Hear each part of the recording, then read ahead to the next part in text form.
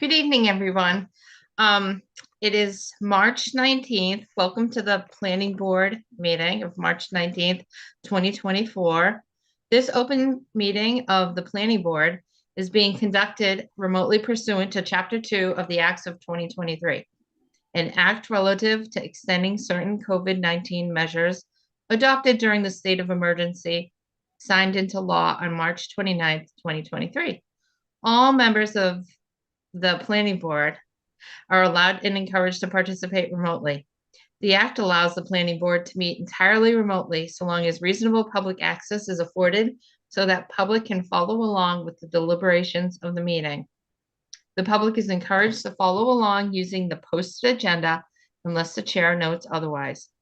Members of the public who wish to view the live stream of this meeting may do so by going to Northborough Remote Meetings on YouTube via the link listed on the agenda. Ensuring public access does not ensure public participation. This meeting will feature public comment. Confirming the member access. Members, when I call your name, please respond. Anthony Zeiton. Here. Bill Pierce. Here. Millie Milton. Here. And Amy Paretsky, I'm here. And staff, when I call your name, Lori Connors. Here. Do you know if Bob's coming tonight? He is not here yet. I'm not sure if he's coming this evening. Okay. All right, thanks. There are no presenters, so I won't go through that part of the agenda. And for members who have spoken, for items with public comment, by phone dial *9 to raise your hand to wait to be recognized by the chair. Please note that part of your phone number will be visible to those viewing the meeting. By Zoom, click raised hand on the bottom of your screen and wait to be recognized by the chair. The chair will ask members of the public who wish to speak to identify their names and addresses only. Once the chair has a list of all public commentators, the chair will call on each by name, and afford 3 minutes for any comments. It is now 6:03, but we usually allow more than 3 minutes. I'm just reading off what I have in front of me. It is now 6:03, and I'll go to the first thing on the agenda. Tonight, really all we have is the zoning bylaws. But before I actually go to that, we are going to have to call an executive session meeting, not tonight, but I just wanted to ask members of the board to pick a date because I think we have to decide, and I'll forget by the end of the meeting. So I know a date thrown out there has been March 25th. Does March 25th work for everybody? I know, Bill, you said you have to go at 6:30. Yeah, I have to make a presentation to the select board that night. I think that starts at 7 though. Okay. Can So I would just everybody have to get meet done at by like 6:30. 5 or 5:30? 5 or 5:30? good Earlier with it. is better for me because I do have something right around 6, but I could be at actually no, I'm 6:32 on that. So yeah, I could do 5. Can everybody else do 5? I can do 5. Okay, I can do 5 too. We'll just touch base with Carrie, but I think she had said in her other email she could do 5 also. Okay. Next up are the zoning bylaws. And instead of starting with the MBTA, I don't know if you guys mind, I had 2 zoning bylaws that I had minor changes with that I'd like to go over, and then we'll get into the MBTA bylaw. Everybody's okay with that? I can even share screen. Okay, I'm going to share my screen.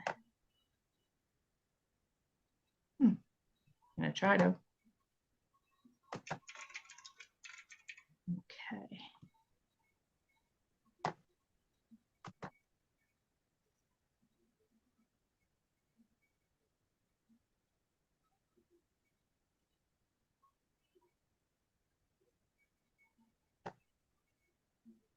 I think this is the one, the latest. Okay.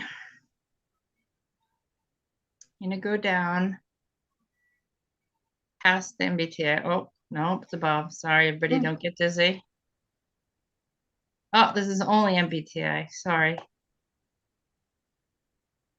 You know, I have it up on my computer, but I have a lot of things up, so. How is it gonna be on? You know, I'm thinking about watching a movie. So I will try to keep. Maybe it's.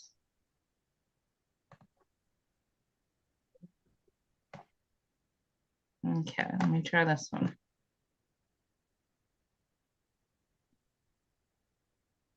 Okay, so one change I wanted to make, an additional change to the sign bylaw.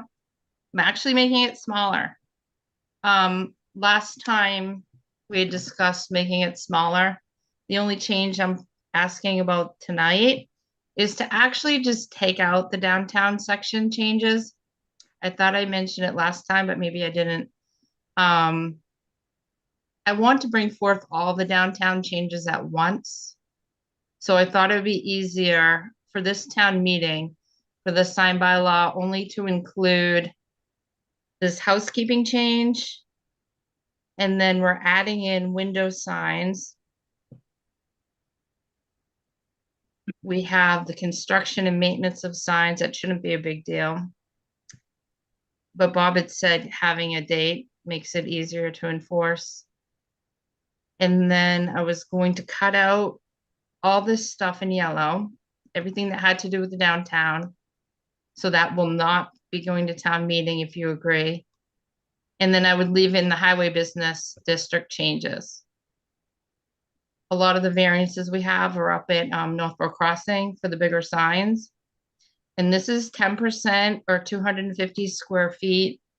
Fran had mentioned the 10%. Is that big enough? So Lori had sent me out the Sierra sign. The Sierra is a recent application. And I took the size of the building, the facade, and 10% of it would have allowed a 500 square foot sign. So 10% would have been big enough. Their sign was actually under 200 square feet. So allowing 10% of the wall size or 250 square feet should work up there. The reason we did 10% because if there are smaller stores, you know, they won't need 250 square feet. And I drove around up there. They seem to be pretty good about, you know, using signs that fit appropriately. So I don't think anyone will take advantage of it. This is a housekeeping to B and C. And then temporary signs, we were changing to 30 days versus 56. All other towns had 30 days, and even Bob thought it would be easier to manage if it's 30 days. He didn't know where 56 came from.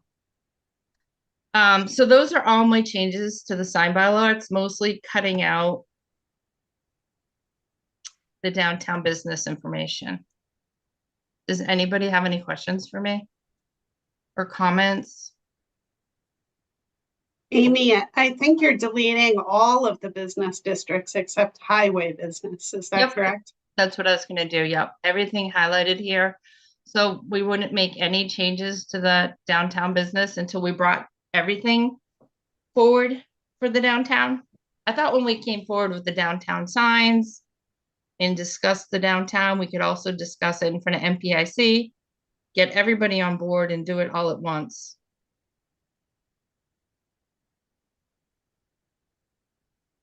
There wasn't much to the business, downtown business. Anyways, I just thought maybe to have less confusion at town meeting, the smaller the better. And then we'll do all business at once, downtown business. What do you think? What does everybody think? Yes, no? I think that makes sense. I agree. Keep it collected. Okay, then do I just take a new vote on it, Lori? Yeah, if you could, so of course you already voted on it at the last meeting, so you'd have to reconsider your prior vote and then revote it with the modifications that were discussed this evening. So I say, do I see a motion? Do I have a motion to reconsider? I'm writing it down so I have it for the other ones. Reconsider the vote on the sign bylaw for town meeting. So moved. Do I Second. hear a second? So Second, it's actually the recommendation for approval of the signed bylaw, putting it on the warrant. So do I have to make it again? No, that should be fine. As long as people understand that that's what you're doing. Okay. All right, so I had a motion made and seconded, and did I already do the roll call vote? No. Now I'm confused. Okay, Anthony Zaitin, Aye. Emily Milton, aye. and Bill Pierce, Aye. and I'm an aye.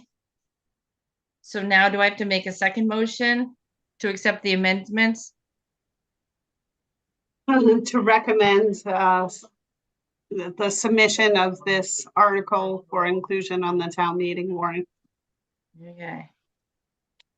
Writing it down so I can use it again. and recommend in favor. So it's a twofer. Do I hear a motion to recommend submission of the newly amended sign bylaw to include on town meeting warrant? So moved. So Second? second. Second, Okay, all in favor, Anthony Zaitin, Aye. Millie Milton, aye. Bill Pierce, Aye.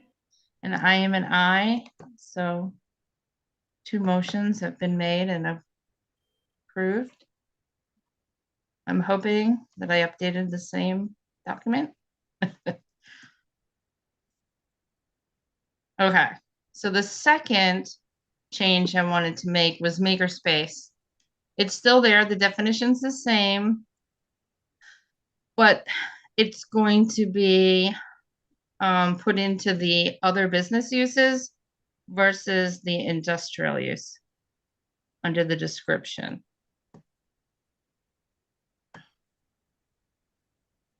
Versus an industrial use. So I changed Lori where other business uses was for makerspace. Does anybody have any questions? Yeah, what's the reasoning? Well, we had discussed with town council when we changed to Highway Business Southwest. There's something called a solid waste, and that is above the law. So they don't want you to put uses that aren't that are industrial into other uses. So if we made makerspace industrial and put it into Business South, it opens us up for the solid waste.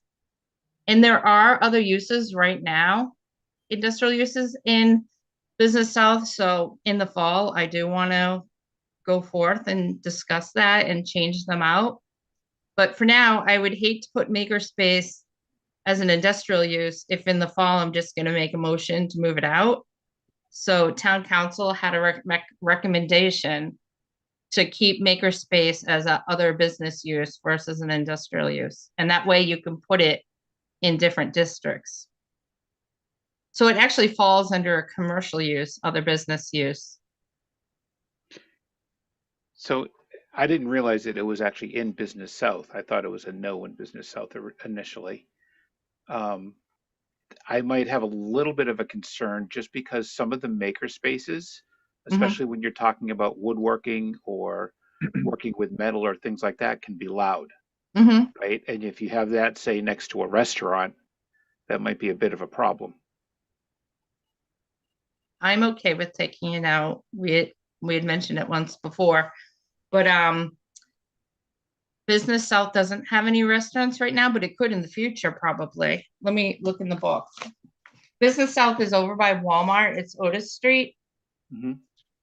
So, I mean, it could, I'm just gonna open the zoning bylaws to look at Business South. Currently, there are some industrial uses that are allowed, including light manufacturing, data processing center and record storage, and warehouse.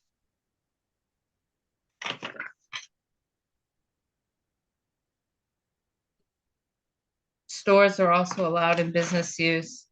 I'm gonna see if restaurants.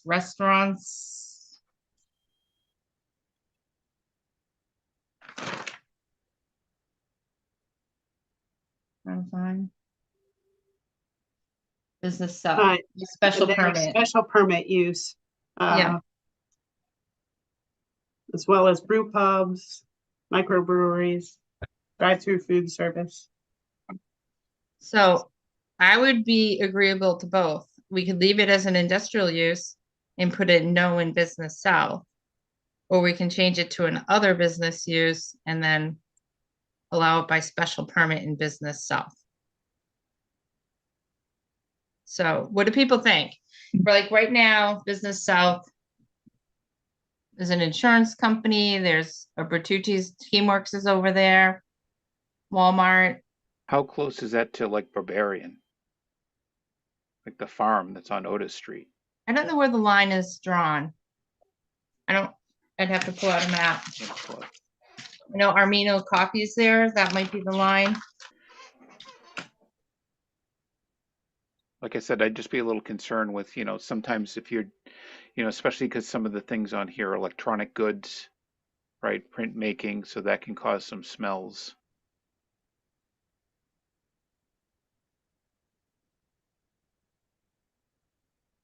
I'm fine either way. I wouldn't mind leaving it in as an industrial use and keeping it in industrial, but then we definitely should put a no for business south. What do you Curious on think? Milton or Anthony? I think I don't really have a problem with it in business south. And there's a lot of businesses over in that were, kind of more industrial type businesses over there already. But I am gonna make a play in the fall to take out the other industrial uses over there. They'll be grandfathered, but we don't want to leave it open for a solid waste facility, and that was something we never knew about that Okay. town council brought out, Mm, that any other zone that you allow an industrial use in right. opens up the possibility. So we either make this a non-industrial use or we don't allow it. I'd say, well, in that case, I'd say don't allow it. And keep it as an industrial use. Yep. Nope. Shut off my ringer. Okay. Millie, are you in agreement? I am, yeah. Okay. So Lori. And Bill, are you okay with that? That was your idea. Yeah. Yeah. We had talked about it before I had brought it up. But So I'll just leave it under industrial uses like it put a was no. before, but I'll put a no under business south. Yep. Okay. Okay. So now I have to make a motion. And I didn't write it down because it was changed halfway through. I make a Sorry. motion. I should have had you guys write it down. I make a motion to recommend that we, You're gonna reconsider the prior vote reconsider the prior vote. on the modification to zoning bylaw section 7-05-020 classification of uses and actually you're gonna leave that the same. You're just gonna change section 7-05-030 table 1 table of uses part B commercial and industrial districts. So you're gonna partially reconsider the vote. So the first half is still okay. The second half, you're gonna reconsider. Okay, do I hear a motion to, for what Lori just said? So moved. Oh, so moved. I've heard other committees do that all the time. Yeah. For what Lori just said. All right, roll call vote. Anthony Zaitin, Aye. Bill Pierce, Aye. and Millie Milton, Aye. and I'm an aye. So moved. And do I have to make a motion to recommend submission of this bylaw that we just changed. Submission of the amendment to section 7-05-030. Table of uses, table 1, table of uses, part B, commercial and industrial districts. Do I hear that motion? So moved. Is there a second? Second, Okay, roll call vote. Anthony Zaitin, aye. Bill Pierce, Aye. Millie Milton, Aye. and I'm an aye. Okay. So now we head on to the MBTA bylaw. As I don't know if everybody knows, but we did receive an email around 4 o'clock today from Judy Barrett with some updates. Did everybody have time to see that? Amy, I have that queued up if you want me to share my Oh, screen. sure.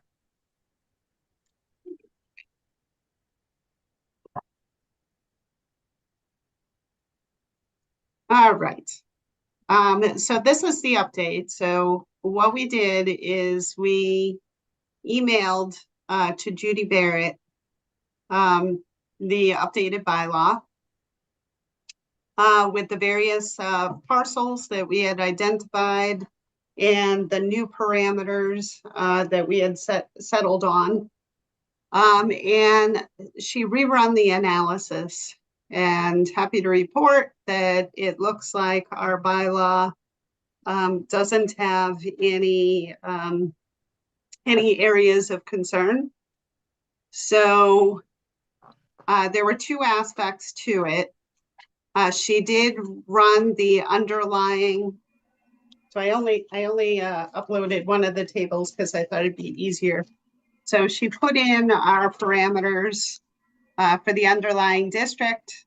So the parcels that are in the industrial district, there's one parcel in the highway business district. There's 1, 2, 3, 4, 5 parcels in the downtown neighborhood district. And there's one parcel in the Main Street residential district. So what she did is figured out the land area, and she put in 15 units per acre. She put in the minimum lot sizes of 60,000 square feet for industrial district, 40,000 square feet for highway business. Downtown neighborhood was 10,000 square feet, and the MSR district was 15,000 square feet. So she put in the maximum height. She put in the building coverage limitations, otherwise known as the lot coverage, the parking spaces per unit, the minimum open space requirement, and then she came up with an overall number of units. So in the, I probably should have brought up the other chart, but the industrial district came out with 696 units. The highway business district came out with 38 units. Downtown neighborhood, 226. Main Street residential, 31, for a total of 991 units. And that was a total gross density of 16.2 units per acre. So of course we had to get to 15 units per acre. So that gave us a little bit of wiggle room. So one thing that I wanted to call your attention to is, of course, we're proposing to rezone the industrial district for highway business southwest. So that's going to change this table if that rezoning were to go through town meeting. So what I'm going to do tomorrow, I didn't have the time to do it today, but I'm going to change the parameter for the land that's in the industrial district. And I'm going to put it in the highway business district to see what that does. And of course, in our new highway business southwest district, we're proposing a 50% lot coverage requirement. Whereas right now in the highway business district, there's no lot coverage requirement. So I'm going to see what that does. I don't expect there to be much of a difference. but there might be a little bit of a difference. So I did, so of course, here we have on this spreadsheet, we have the 991 units. So this is the various acreage in the districts.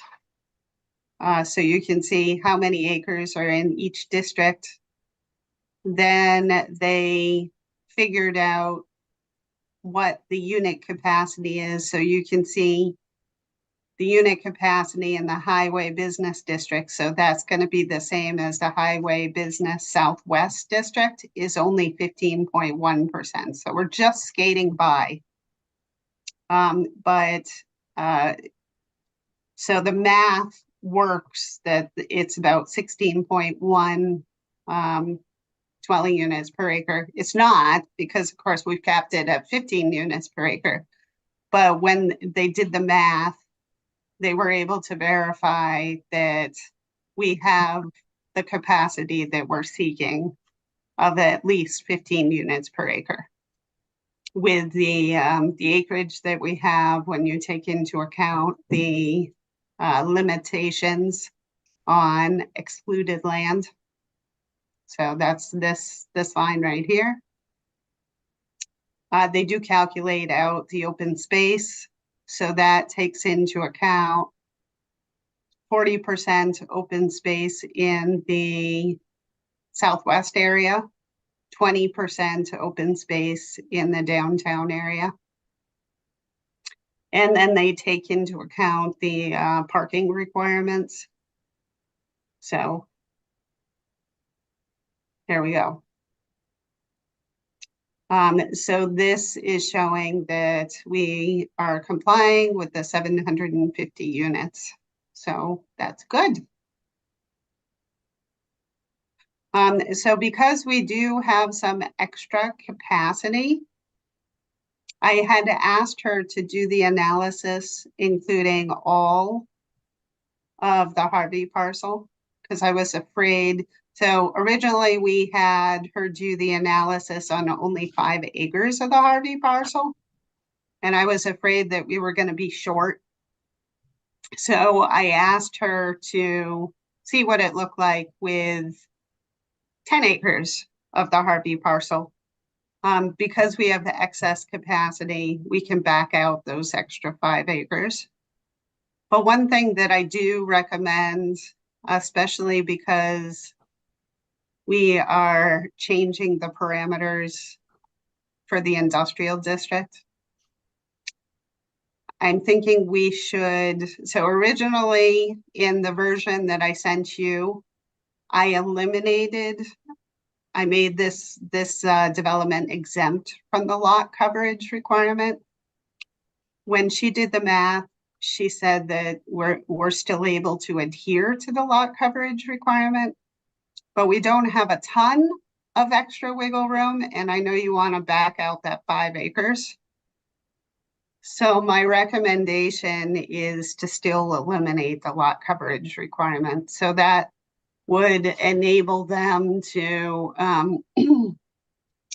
of course, they'd still have to adhere to the open space requirement, but it would enable the building to cover more of an area. So lot coverage means building footprint. So it's the accumulation of all structures. So it would be the multifamily building itself, it would be any garages, any sheds, the clubhouse. So every single, if there was a swimming pool, that would be covered if it was an in-ground swimming pool. So it covers all structures, but it doesn't include parking.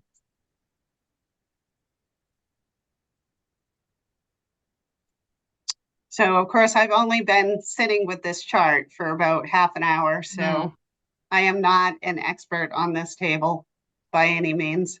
But if you have any questions, I can try to answer them. And if I can't, I can find the answer and get back to you. One of my questions was, since we just received it and we're gonna have a meeting at 5 o'clock on Monday, do we have time to just vote on this Monday? Like, so everybody has enough time to review what's in these charts. The only thing I'm concerned about is that the selectmen signed the warrant that night. Mm-hmm. So if you guys want to make changes, I'm not going to have any time to do that. Mm. If you want to make changes on Monday night. I did talk to Mitch before this meeting, not like a week ago, and he said that they are planning on signing the warrant on the 25th. They could go a little further, but I wouldn't want them to. But even if they have to, they might. But I haven't talked to him since last week when I asked him. But I just myself am concerned with voting today on something we just received 2 hours ago and haven't even reviewed. And we are up to 66 acres and 991 units. So I'd like to pull back a little. We don't even have to do 991 units. There might be a space where we could do 10 units per acre, because now we're up Mhm. over our 750. Well, Well, also but we- remember, this includes that 10 acres. So you're backing out 5 acres. So if you take 5 acres times 15, you're backing out that number. Which would be 75. Mhm. So You that's can not also even. make the amendment on the floor, right? To change I it. really would not want to do that. In my experience, that is kind of the kiss of death for any article if you're making a change on the town meeting floor. Mhm. Especially one that has these details and complications with it. But even at 75 units less, we're still way over. Right. But you're not way over. But also remember that, this is a mathematical exercise. It's not absolute. You're still stuck with 15 units per acre. So they can't do more than 15 units per acre, even if this table says that they can do more than 15 units per acre. The density is capped at 15 units per acre. The only exception being the adaptive reuse of existing buildings. So you're capped at the walls of the existing building. But, I sent you folks the exercise on the O'Connell Lodge.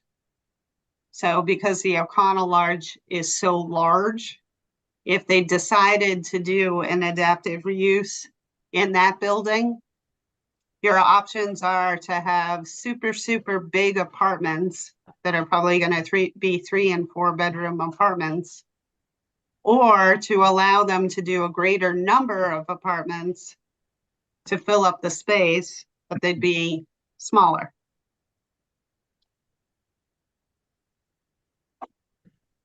I still want to pull out the adaptive reuse paragraph. I think I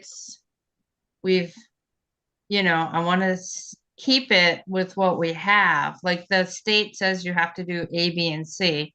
Adding the adaptive reuse clause is adding a loophole that we don't even know really the unintended consequences. There's no quantifiable size or data, or I don't know. In my opinion, I think the risk will be far less because you're trying to limit the amount of kids. no. So if you don't include the adaptive reuse, instead of having studios and 1 bedrooms and 2 bedrooms, you're going to have 3 and 4 bedrooms. So, you could have, actually, let me find the email. Can you explain why you say that, Lori? I'm not sure I understand I'm not following that thread. Okay, sure. If so, only places that have adaptive reuse have smaller units? Okay, so what I did is I figured out the size of the existing O'Connell Lodge. So that building is 63,376 square feet. So that's the walls of the building. That is the square footage. Mhm. So it's on a parcel of a little bit less than 2.5 acres. So if you're going to limit the number of units to the acres instead of the size of the building, then the number of units for the O'Connell Lodge is going to be capped at 37 units. So when you take 37 units and you put that into a building of 63,376 square feet, then the average apartment size is going to be 1,713 square feet. Well, that's the size of my 4-bedroom house. Mhm. So you are going to have very, very, very large units. So when you have very, very large units like that, you have a lot of kids. That's what attracts families. So the current makeup of the O'Connell Lodge is pretty much studios. So they're motel rooms. So they're all studios. Yeah. But that wouldn't be an option for the O'Connell Lodge. They would have to combine the units to create the 37 units. Otherwise, they would have a huge number, like half of the building would be empty. So if let's pretend that each unit is 650 square feet. So when you take 63,376 and you divide that by 650 square feet, you get 97 units. Now, if you had 97, and of course, right now, I think they only have 68 rooms. So let's pretend it's 68 rooms, but those are studios. So that's going to be one person living in each room, each apartment. Mm. So you're not going to have a lot of families if the units are small. If Mhm. the units are large, you're going to have a lot of families. Now, certainly there's a demand in town for family housing. So I'm not saying that that's a bad thing. And I'm not trying to discourage you from that. But what I'm saying is that if you eliminate the adaptive reuse provision, you will absolutely have those units become family housing if the building were to stay.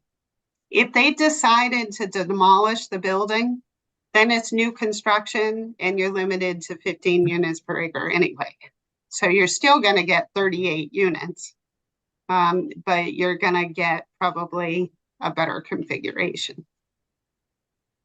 Does that make sense? It's all kind of a guess though. Like I went to a thing today at 12 and they said to average 1,000 square feet. That's what they're saying. So if it's 63,000 square feet, you do 1,000, that's 63 units. And that could be 1 bedroom, it could be 2 bedrooms, it still could have kids. I'm not trying to limit the kids. I'm just trying to limit the loopholes and just keep it 15 units per acre for everybody, just like every other town is doing. Sorry, Bill, I see your hands up. That's okay. So once Lori sent this out, I did a little fact checking. So Millie, I don't know if this makes it simpler or not, but so I think what Lori is saying is basically if we leave in the adaptive reuse, it allows them to be able to go over the 15 units per acre, right? So they can do a lot of smaller units, which in what I found, what I did is I went out to just apartments.com and I just pulled the numbers for Worcester, right? Because there are no numbers for Northborough. So the numbers for Worcester, a studio goes for about $1,300 a month. 1 bedroom is $1,600, 2 bedroom is $18, and 3 bedroom is $19. But when you figure in the average square footage of each of those, the economics doesn't make sense for 3 bedrooms. The cost per square footage for a studio is $297. the cost for the rent for a 1-bedroom is $234. The rent for a 2-bedroom is $208 per square foot, and the rent for a 3-bedroom is $180 per square foot. So economically, it doesn't make sense for a developer to want to do larger bedrooms, right? They want to do less. They want to get more smaller units in there. Leaving the adaptive reuse in there allows them to be able to do that. Otherwise, you're capping them at 15, which means if they do an adaptive reuse, they only have the option of doing 3 bedrooms, because otherwise they're leaving blank area. But then I don't- I guess what's the question about why can't other places then do more than 15 units? I Because they're mean, not adaptive reuse. They have to reuse the building that's there, the footprint that's there. right. But So there this would I- give them an incentive to keep in an existing building. So, like, for example, the town hall, yeah, that's was my So, next question. it's very expensive for to reuse an existing building. So if you don't have an adaptive reuse provision and you're just stuck with, say, if I remember correctly, the town hall property is like 1.8 units. I mean, 1.8 acres or 1.9 acres. It's somewhere in that realm. So that means you get less than 30 units on that property if you're doing it based on acreage. But what is the incentive for the developer to spend that money to adaptively reuse a historic building when they could just demolish it and build new, and it'll be cheaper for them to do that? So you kind of give them an extra incentive. You're not changing the building at all other than the interior. So from the outside, it looks identical. So, you know, what does it really matter whether there's, 25 units in there or 30 units in there? They're still going to be, the exterior of the building is identical. I So did they're the not doing an numbers. addition there. I did the numbers for the 56 Hudson and for the town hall, and it was the same amount of units, whether it was adaptive reuse or it was 15 units per acre. So they could still do the same amount of units. It was 29 at 15 units per acre, and adaptive reuse was around 30. So they lost 1 unit. Would they tear down the building for 1 unit? Well, at the 15 units per acre, it ends up being 29 units, averaging 1,140 square feet each. Mhm. However, maybe they would want to do like 1s and 2s. So they wanted to do a mixture of apartment sizes. And so then they would have more units, but they would have, and it might just be slightly more. Instead of 29, it could be 35. But it would be a mixture of 1s and 2s instead of, all 2s. Because 1,140 chances are 2-bedroom apartments. To me, I looked up adaptive reuse that you sent out to us, Lori, and the towns have adaptive reuse bylaws and they have all sorts of criteria. To me, this is just one paragraph. There's no quantitative way to look at it. To me, it's just a loophole that we don't know what is going to come from it.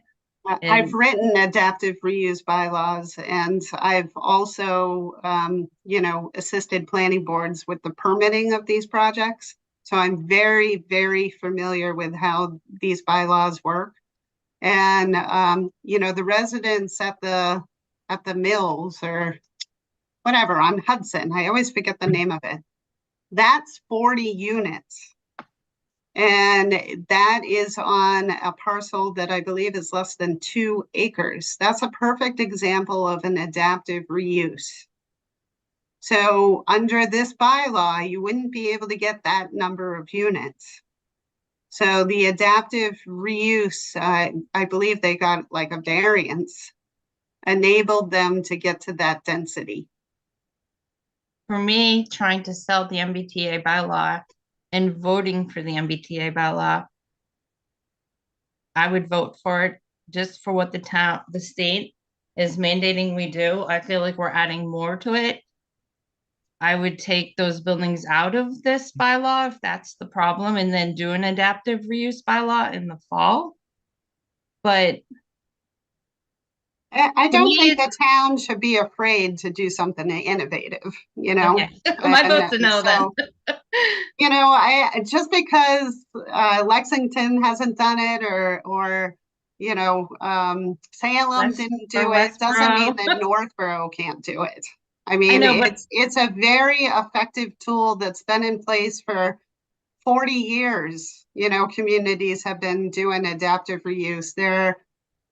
It's a huge number of examples I across the state of mill conversions that are beautiful and work really well and really support, you know, the economic development of communities. So, I'm all for an underlying adaptive reuse bylaw and to write it, an adaptive reuse bylaw that we have for the whole town. I'm just not for adding it to the MBTA bylaw. well, I'd be interested in hear what the others think. I mean, part of me says that what is the reason why people haven't adopted an adaptive reuse? What's the confusion for people there, or the concern? And I suppose the planning board hasn't tried it before. You know, it's a very popular tool in communities that have a lot of mill buildings. And Northborough is not a community that has a significant amount of mill buildings. And you know, the opportunity presents itself with the town hall, should the town hall move. Yep. And of course, if the town hall doesn't move, then it really doesn't matter. But also with the O'Connell Lodge, what are you going to do with that building? You know, 15 units per acre may not be an incentive to adaptively reuse that building. It may just stay the way it is, which is a problem. You know, it's not a great use for the town. There have been a number of issues up there, from what I understand from the police chief. But even if this were to go under that, there's no guarantee that it would happen anyways. Well, this is a zoning exercise. It's not Yeah, a development exercise. So that's true of any of these areas. Right. But that is a great opportunity to take a use that isn't really seen as a huge benefit for the town and convert it into one. So right now, you know, it's largely empty. And there are quite a few issues with crime up there. So what are you going to do with that building? But could they not go in front of the, if somebody wanted to come in and put apartments or something there, couldn't they do what? No, No, not an allowed use. It's The- not an allowed use in the industrial apartment? district or in the highway business southwest district or highway business. You can't do apartments. Right, but could you do this? Well, I guess what I'm asking is you can do apartments if this MBTA law goes into effect. But you're saying you could only do 15 the way the law is written. Yeah, I mean, But if you could folks go are for a okay, variance? if you guys are okay with the 38 units of family housing, then I'm sure the town can benefit from that. So that's totally fine. So we'll just do it that way. What do But you don't mean? be surprised when they're 3 and 4 bedroom units. Bill?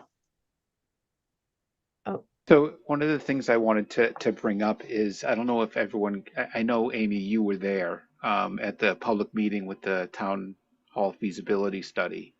And one of the things that Ned from Icon brought up is that he actually prefers to do adaptive reuse.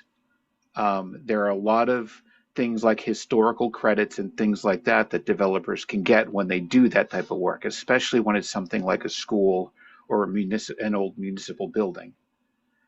So, Removing this he adaptive he reuse does. doesn't stop that there. It does. It If you don't does. provide them with an option of There's doing adaptive reuse, then they can't do it. there's So he no can't do economic 15, benefit. There's no economic benefit to do 15 units per acre without just wiping the building out and building a smaller building, right? That's the numbers that I was just giving you. The cost per square footage, or the amount of rent per square footage, is greater if they only do one bedroom. And if they can only do 31 bedrooms instead of 33 bedrooms, it's not cost effective for them, for any developer. So this gives them the option to be able to do 40 or 50 single one bedroom units instead of 30 3 bedroom units. So we can't write it into a separate part of a bylaw saying if you are using a pre-existing building, we can apply adaptive reuse criteria? But right Well- now, we're working on the MBTA bylaw. Right, and So, This is for the MBTA bylaw. This is given the criteria that we've been given for the MBTA bylaw of 15 units per acre. so Right? this So is given, giving relief. So the key to an adaptive reuse is flexibility. That is how these projects become successful, is the town needs to provide them with flexibility. There's a lot of risk and a huge amount of cost associated with reusing a historic building or, just an old building. right, And if there isn't flexibility and there isn't the ability for them to make profit, then it's not going to happen. mm-hmm, So you're incentivizing the demolition of historic buildings. So particularly the town hall I'm talking about. Or, Right. the mill building at 56 Hudson, mm-hmm. Or definitely the O'Connell Lodge, Yeah. because it's just such a large building. but they Now, weren't maybe here that's before. okay. Maybe that's, you'd be happy with the demolition of that building. I don't know. I Yep. think. Possibly. So are we talking about, so the criteria is going to apply to town hall as it is today, Econo Lodge.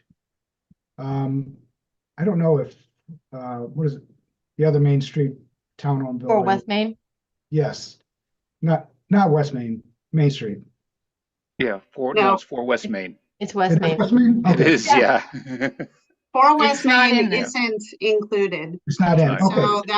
So that's not part of the discussion. So really the only buildings that I've been thinking about within the project area, within the district, that would have reuse potential are the O'Connell Lodge, the town hall, and that mill building at 56 Hudson. So the rest of them would either be not developed at all because they're already pretty much developed, or they'd just be demolition and rebuild at the density of 15 units per acre.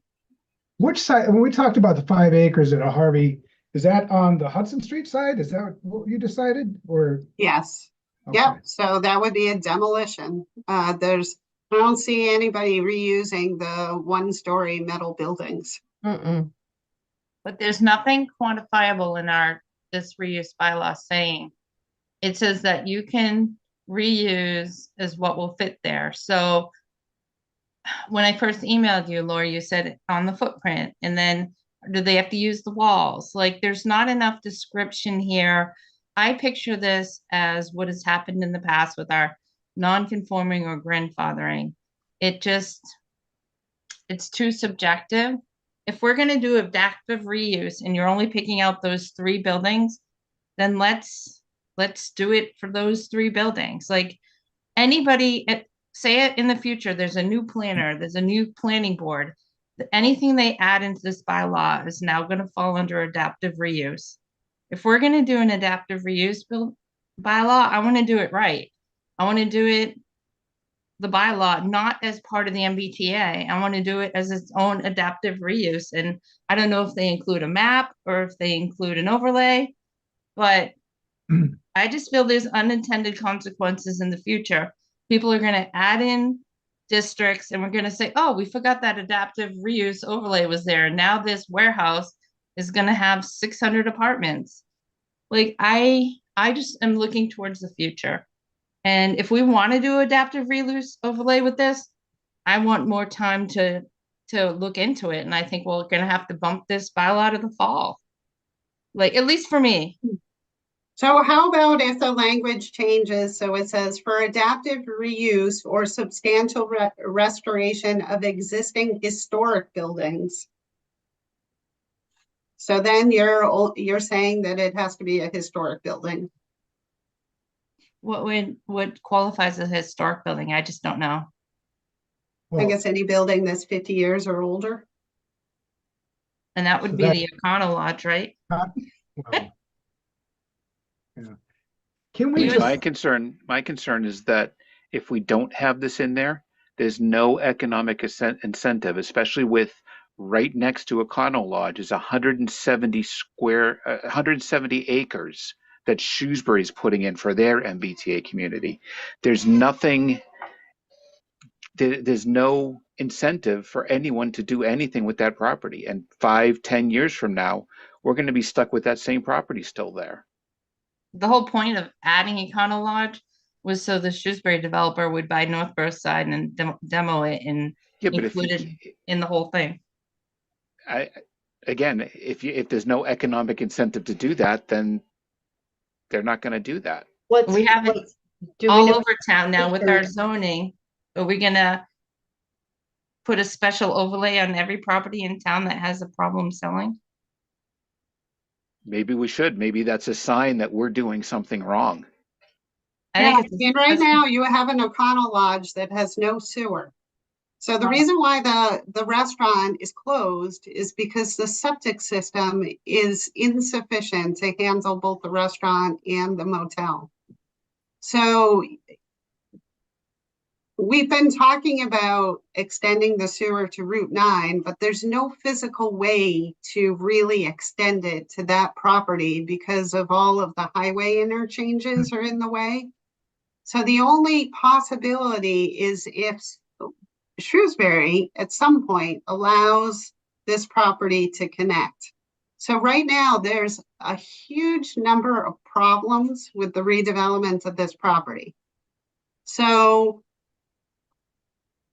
if you don't provide any carrots, then nothing's going to happen there.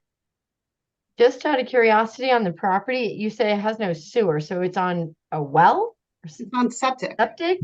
So that's actually, I hate to say it, but that's actually one of the major issues that a lot of towns have had with the MBTA bylaws is that they enforce all of the zoning and the town doesn't have the infrastructure to support it. So, at a lot of money per foot of piping and sewer, what's that going to cost the town? It wouldn't cost the town anything. That is the problem of the developer to deal with the septic issue. So they can the chances are they do a packaged sewer treatment system. So it's a sewer treatment system that is scaled for the specific project. So instead of hooking into the municipal system, it would be just its own sewer treatment facility right there on that parcel. And that's been done for number of years. It's expensive, so you have to make it financially beneficial for that to be done. Okay. But absolutely, they can they can resolve that issue. That isn't a bridge too far, as long as there is the sufficient flexibility for them to make a profit.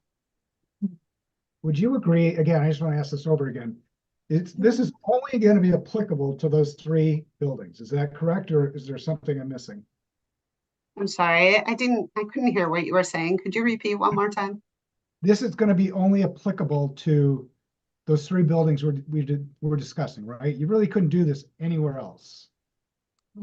I don't see why you would. I mean, right now you already have Avalon, a huge, multifamily development already. So they're at the density of 9 units per acre, so they could get to 15 units per acre, so they could build new. And then you have undeveloped parcels. And then, I mean, there's only a handful of parcels that are included in this thing. So the Centerview Drive isn't going to be further developed. The condo development next to it isn't going to be further developed. So you really don't have any other properties to play with. But you could. It's not just saying it's three. Any property that gets added to this overlay has the possibility. These are the properties that are in the overlay. So Right. if at some point the town wants to add more properties, then they can put whatever protections in the bylaw they feel reasonable. But this is what we have to work with, these specific properties. Right, and given Yeah. how hard it seems that, it is just to get to the 50 acres, I don't see us adding another 25 acres anywhere, right? That would be either a separate overlay or, some other separate project by special permit. Right, we are trying to limit. I mean, everything we've been talking about for the past year has been limiting this as much as we can to as close to the 50 acres as we can get. So I don't see anyone talking anything about expanding this to 100 acres like Shrewsbury's doing 172, right? I don't see Northborough approving that or even thinking about that.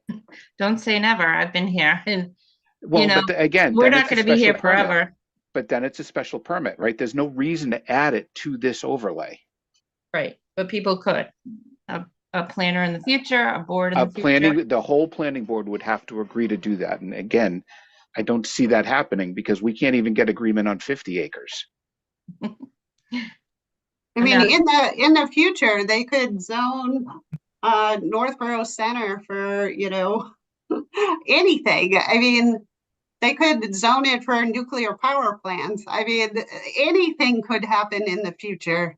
But this is what we have to work with now. This is what is being considered now. I'm just concerned.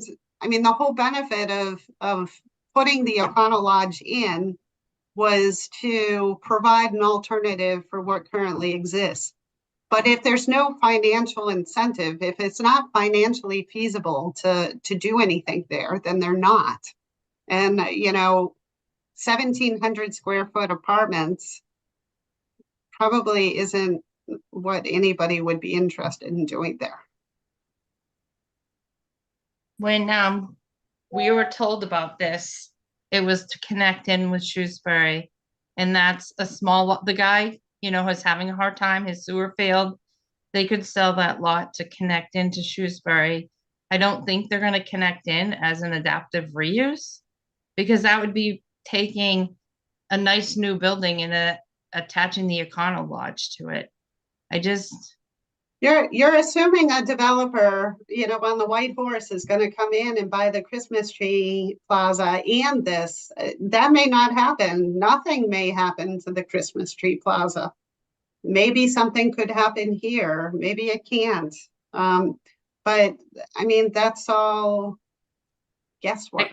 I guess I'm assuming it because that's what I was told. But I was told, add the O'Connell Lodge in because this is a chance to make it better. But now we're gonna make it better by adding extra units, 63 units, but yet we said no to the 99 on Hudson Street, like our 63 units on the Econo Lodge, a better deal than the 99 over on Hudson Street.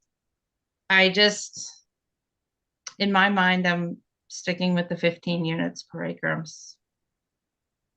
And if we want to do an adaptive reuse bylaw, I'd be open to that, but I just don't see it fitting in here. Unless it's like a meaningful historic building, like that's what I read with the adaptive reuse. They want to save buildings that have meaning in town, just not every single building, because we want to let developers build more housing. I don't know.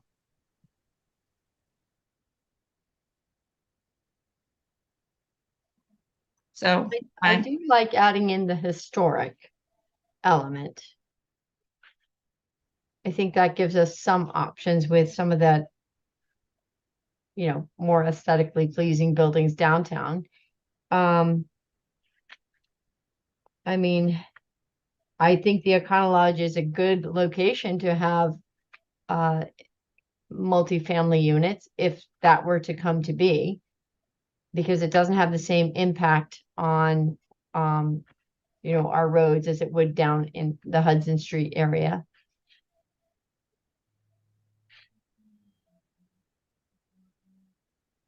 I think the other thing that's been brought up is the schools, right?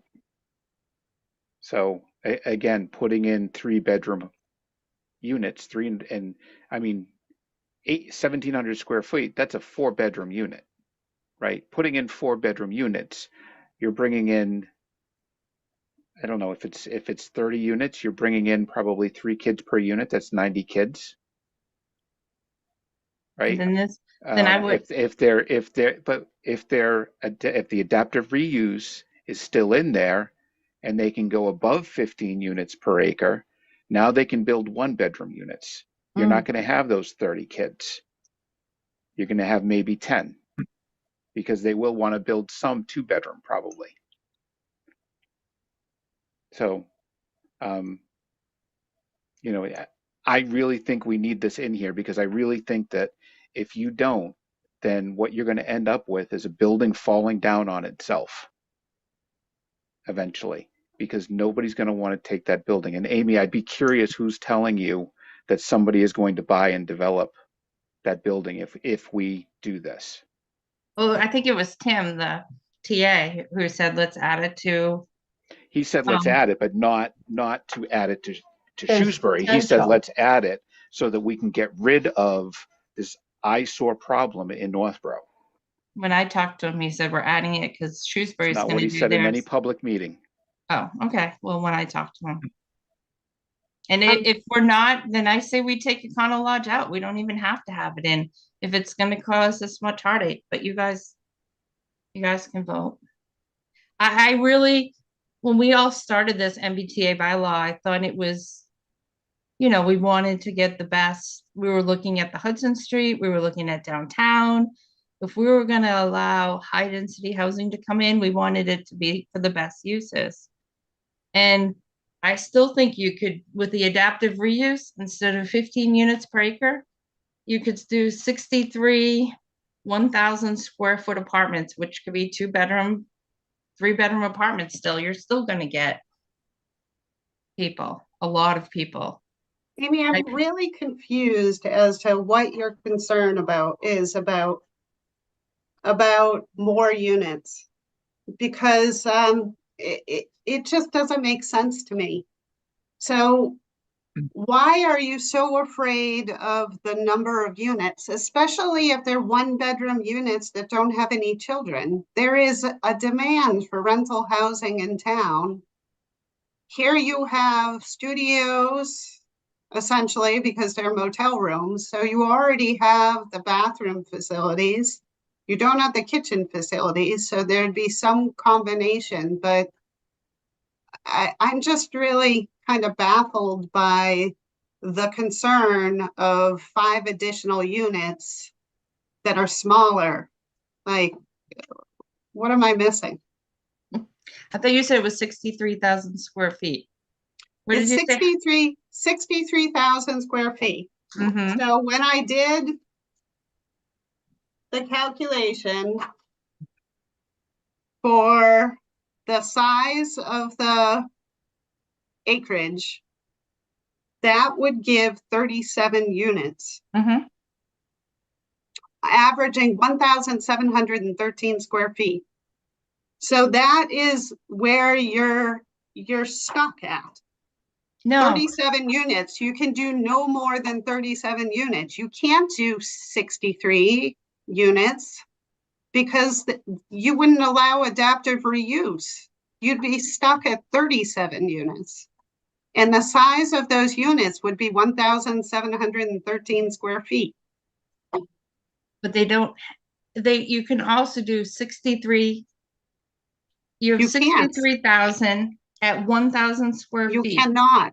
You cannot. Without the adaptive reuse, if you you cannot. do the That's what the adaptive adaptive reuse. reuse. Well, I know that's does. why I was taking out the adaptive reuse, because you could do 63. You cannot. You can only do 37 units. No, I think No. she's saying if you have the adaptive reuse, you can do 63 versus if you don't have it, you can do 37. Right. But Amy is saying that she wants to do 63, but I'm No. telling you, you can't do 63 unless the adaptive reuse is in there. No, No, that's not what I'm Let not Amy saying saying. that. finish. She's Let Amy saying- finish. No, Yeah. I was saying that if it's 63,000 square feet and you do adaptive reuse and the units are 1,000 square feet each, then it's 63 units versus the 37 units. So that's the But way what I'm is looking. the problem with having 63 units if they're all 1s and 2-bedroom units? Because we're offering all over town 15 units per acre, and I just feel we should stick to that. Why offer 63 when we could do 37? But if you have 1 and 2-bedroom units, you're going to have a minimal impact on the schools. Whereas if you have 3-bedroom units, you're going to have a larger impact on the schools. But you're guessing too that they're going to reuse that building. It's all a guess. If they demolish the building, then they're capped at 15 units per acre, Right. 37 units. So they Right. could only increase the number of units if they build within the existing building. Right, and if they have to demolish the building at 37 units per acre, there's nothing saying that they're gonna be 3 bedrooms and 4 bedrooms. It's up Right, to but what there's the also builder no, decides. there's also no economic reason for them to do that then. We don't know that. I actually met with the developer for Harvey, There- and he said he wanted to do 8 units, and he thought There- that was possible.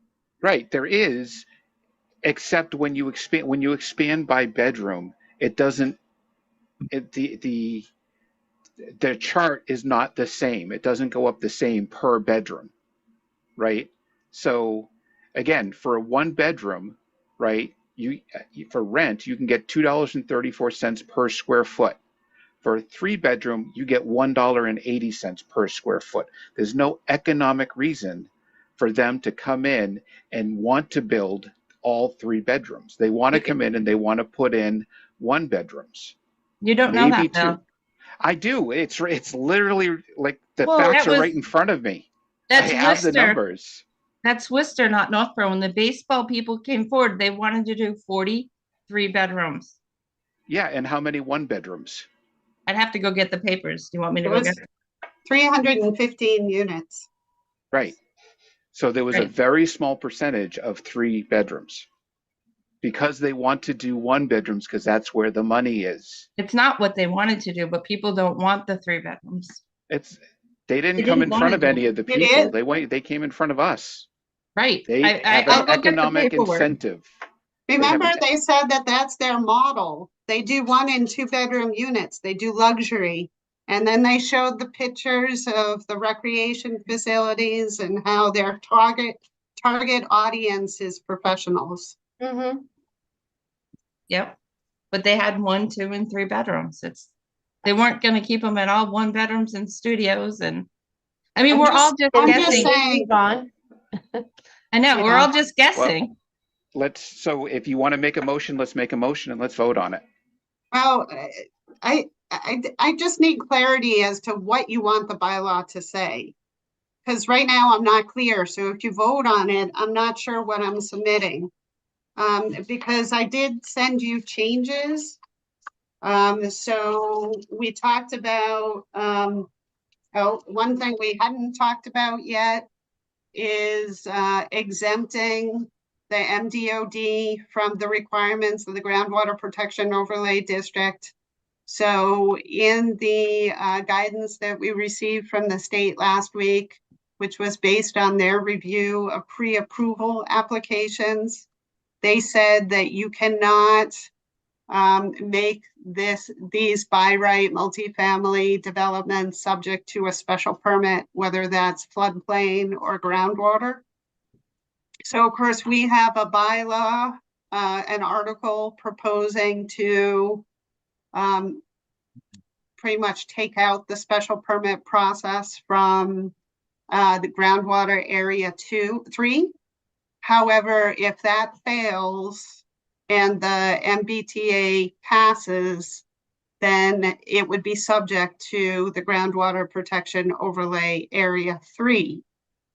So what I'm proposing is to put in some safety language, which exempts from the Groundwater Protection Overlay District. The only portion of the MDOT that's within groundwater protection, it's all groundwater protection area 3. So then I still have the language in there. So the requirements of the special permit, the performance standards would still apply. Mhm. Are you folks okay with that change? Yeah, that makes sense. So Are then all, the other, I just have a that quick was already vetted by town council. As soon as I made the change, I sent it to him because I knew we'd be pretty much have to finalize tonight. So the maximum lot coverage that we talked about. So the lot coverage requirement in our new Highway Business Southwest District is proposed to be 50%. In the downtown neighborhood district, it's 30%, and the MSR district is 30%. So my proposal is to give them the flexibility and eliminate the lot coverage requirement.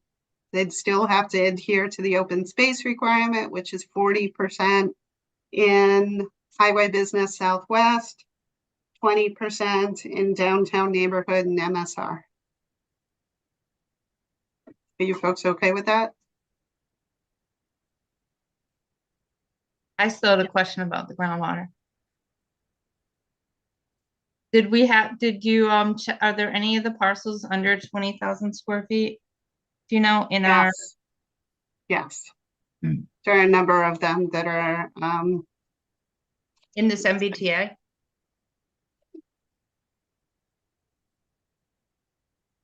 Just the because, important thing is the special permit.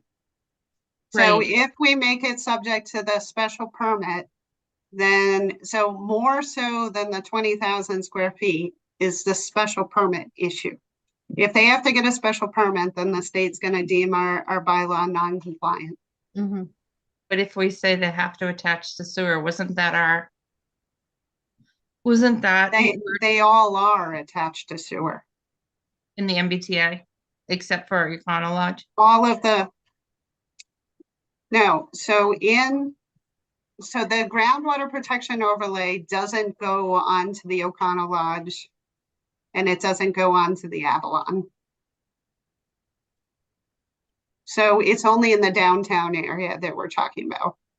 Okay, and all those are on sewer, but we don't have to say anything like we did in our regular bylaw that as long as they're connected to sewer, This exempts it altogether. so they can be on septic and under 20,000 square feet. So I put in the language that says that any on-site sewer disposal is less than or equal to 110 gallons per day per 10,000 square feet of lot area. So that is what they have to adhere to if if they have to get a special permit today. Okay. I was just wanting to make sure we covered it because we had that discussion before about sewer versus septic. Mhm. So any comments on the lot coverage? Are you okay with exempting the lot coverage? Yes, I am. With the new one, are you gonna run it both ways with the highway business?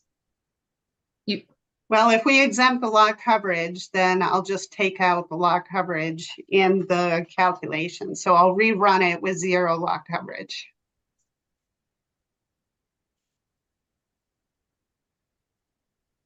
I thought when we first started, you had said you were gonna run it both ways to see if it still worked. So I was talking about the industrial district. The Mhm. minimum lot size is 60,000 square feet, but we're proposing to rezone that entire area to Highway Business Southwest, which has Mhm. minimum lot sizes of 40,000 square feet.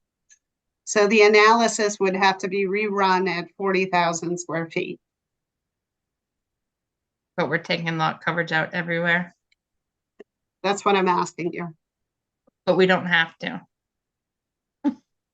Is that what you're saying? I guess I'm confused. So you're taking out lot coverage. I thought you were taking it out because we had to take it out, but we don't have to take it out. I was originally concerned when I attended the webinar that the lot coverage was going to make it impossible to achieve 15 units per acre. So when she ran the analysis, she was able to still achieve the numbers at 30% and 50% lot coverage, no lot coverage in the highway business district. So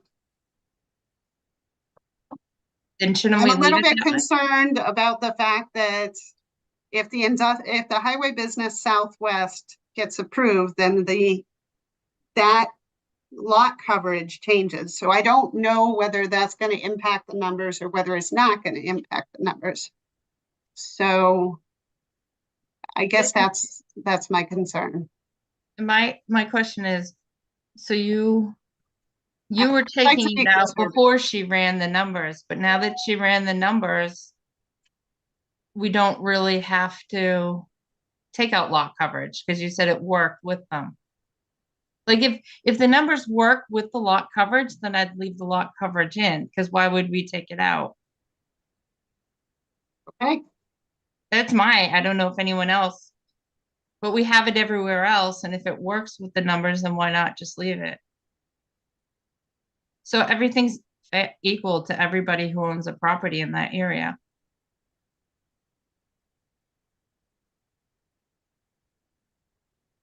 okay, I'll leave it.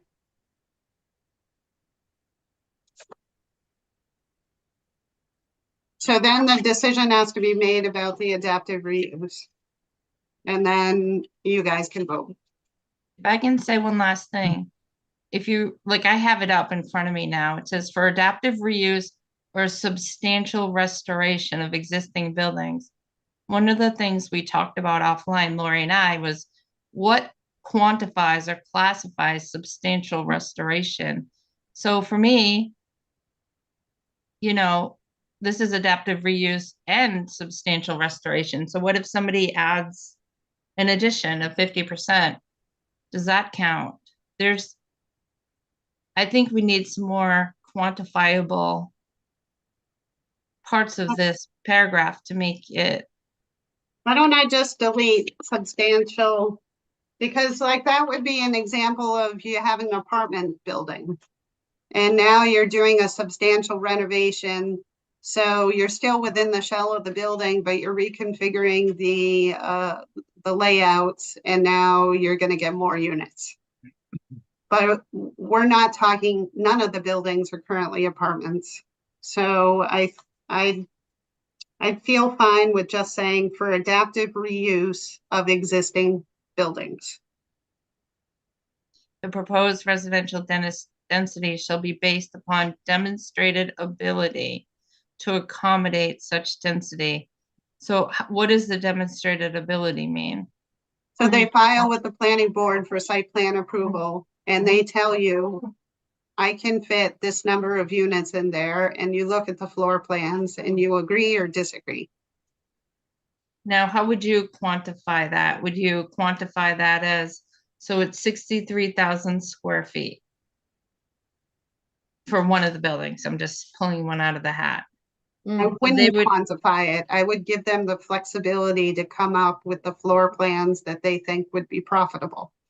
Mhm. They can lease. So it may be a combination, you know, they may have studio apartments, they may have one-bedroom apartments, they may have one-bedroom apartments with dens, they may have two-bedroom apartments.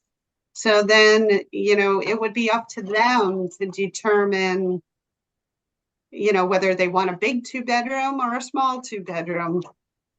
Like I said, flexibility is key when you're talking about adaptive reuse. So if the town is saying you need to have, you know, equal apartments of 1,750 square feet, then it's just not gonna happen. But when I read the adaptive reuse bylaws you sent me, it was for historical buildings. Like, is a Econo Lodge really an historical building? Like, There are a number of schools Mhm. that have been adaptive reused.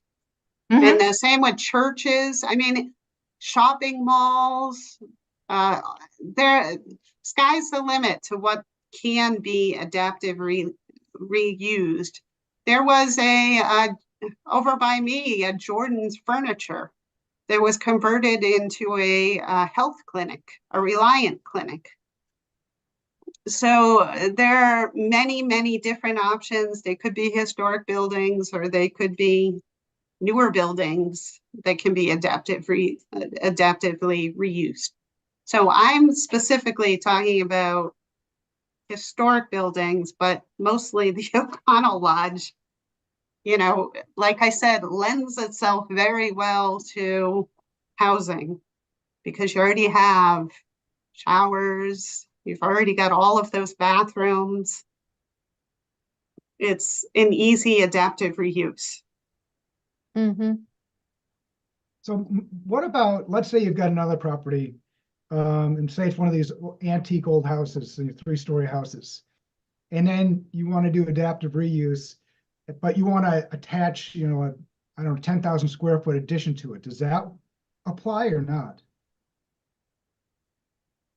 I'm sorry, for some reason, Anthony, you are so soft, I can hardly hear what you say. Something about a three-bedroom apartment and you add another bedroom, is that what you're talking about? Is anybody else having a hard time hearing me? It sounds a I- little soft, but Is it? yeah, I can hear you. I think what Anthony's saying, Anthony, correct me if I'm wrong, but I think what he's saying is if you've got like one of these old houses, right, and you add on a 10,000 square foot addition onto the house, is that an adaptive reuse that they can then use to add additional apartments to? Got it. Oh, well, we might want to specify how you deal with additions. You know, I would assume if there's an addition, it would be 15 units per acre because that would be new construction, but Right. I'd be happy to hear your thoughts. I Yeah, guess I that's think how I would view it as well. I think to Amy's point, though, I think there should be guardrails. And honestly, the only building that I'm more concerned about with this is the existing town hall, because that's going to need some flexibility. And obviously, if they move, the last thing we want to do is have that thing sit empty for, 20 years. Well, But go ahead. I was going to say, I don't know how many other buildings that would really apply for this. Honestly, I think the Econo Lodge is going to be a tear down. They're not going to reuse the bathrooms or the sinks. I think 56 would be a tear down most likely. And I don't know where else you could do it unless there's a loophole like doing that. You're adding a big addition to an old building and then now all of a sudden I've got adaptive reuse. Does that make sense? Yeah, I don't think adaptive reuse, I really need to look up the definition, but I don't think adaptive reuse from what I understand, that's what it is. As soon as you add an addition, because adaptive reuse is using the shell of the building. So Right, as soon as you add an addition, now you're no longer using the shell of the building. So That's now an it's a new addition. construction. It's an addition, right? yeah, And so it's not an adaptive reuse, right? So if you think of the mills um, down on Hudson Street, right? They didn't add anything to that building, so that's an adaptive reuse. But I will say that, being on the chair of the town hall feasibility study, and in speaking both in public statements as well as in private with the chairman of the select board, I can tell you that the intention is to find a disposition for the buildings that are not going to be used for town hall, right? So one of the things we're actually getting is, what is the retail, what are those properties, what would those properties go for right now? That's going to be provided as part of our response. But that's my main thing is like, let's do an adaptive reuse bylaw. It doesn't have to be part of MBTA. We're not selling 63 Main Street after this April town meeting. It most likely won't be until next year. We could have an adaptive reuse bylaw for a fall town meeting that could cover all these buildings. Like, why add it into a loophole on the MBTA zoning? If we're just really thinking about 63 Main, even if you're just thinking about Economo Lodge, like, let's do an adaptive reuse bylaw where we write the definitions. What does an addition mean? What does substantial restoration mean? Right now, we're just guessing on how someone's going to interpret this. And I had sent a message to Lori and Bob Federico offline, and they both had different ways of looking at it. Like, we need something substantial where it can't be interpreted all different ways. We need an adaptive reuse bylaw, not just a paragraph in the MBTA overlay. But the concern here is the whole reason we added the Econo Lodge is because that is a current issue in town. Current, not future, not potential. It is a issue in town. This helps get rid of it. If we want to help get rid of it, we have to help get rid of it. And we, as the planning board, have an option here to help get rid of it. We also would if we wrote an adaptive reuse bylaw and included Not it for a there. couple of years. Paul? Also, like I said, the town of Northborough is not flush with mill buildings in need of adaptive reuse. So, it doesn't make sense to create a bylaw that aims to reuse large historic buildings if you don't have large historic buildings looking for a reuse. If you just have one building or maybe two buildings, then, why go through the effort of doing an entire adaptive reuse bylaw when you can accomplish it in a simpler fashion, especially since you folks will be the permitting authority through site plan review. So you are going to be the deciding factor on approving, how many units ultimately get built there. I mean, how they reuse the building. I just don't think it's part of the MBTA. And we just mentioned 5. We just said, 4 West Main Street. Well, 63. Then there's the mill building on Hudson Street. And at the selectmen's meeting, someone threw out Trinity Church. So, and you said churches have been adaptively reused. schools. Well, right now, Schools. the church can already be reused because it's within the downtown business district. So there's already an ability to do mixed use. So they have options already. So they don't need the bylaw. But right now, we're working on multifamily in an area that does not allow it in the highway business southwest. So there's and the industrial district, there's no options for those properties.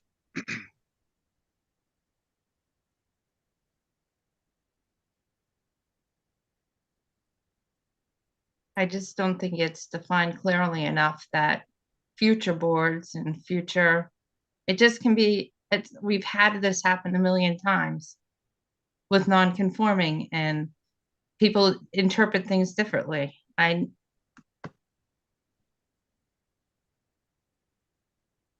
Well, the demonstrated ability of the existing building to accommodate such density or intensity of use. So they have to demonstrate it to you. You guys are the permitting authority.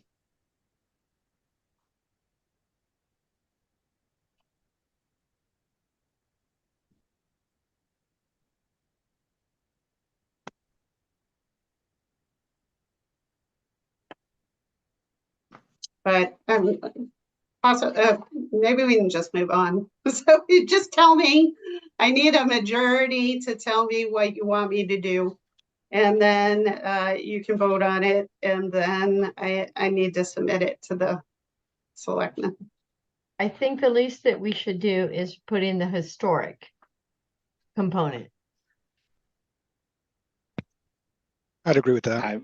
I'm not going to vote for that. I will vote no for that only because the whole point of this is to get rid of the Econo Lodge. I understand, not but the gonna- Econo Lodge is built in 1962. It qualifies. Does it? Yep, That would be up to the Historical Commission, not us. 50 years old. 50 years old just means it goes in front of the Historical Commission, Mm-hmm. and they would have to approve it, that it's a historic building. Otherwise, it's not. And then we're right back to doing away with it. That's my concern, is that then we're going to have a building sitting out here that there's nothing nobody can do with, and it's going to be up right next to these really nice ones in Shrewsbury.